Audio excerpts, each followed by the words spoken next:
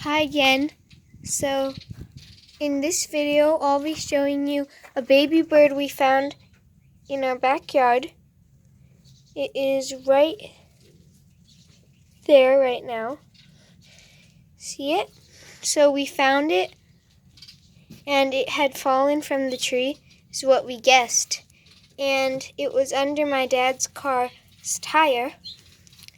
And so last night we left it for a couple hours and it was still there. It can't fly. So we took it in and we gave it a little nest out of this rag and it felt comfy.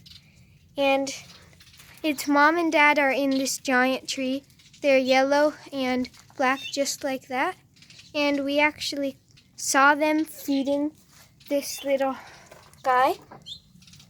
And once he can fly, he'll fly out of this box and we will save him. So subscribe and turn on notifications and I'll post a new video that shows if he can fly or if he stays in here. And I'll see you next time. Bye.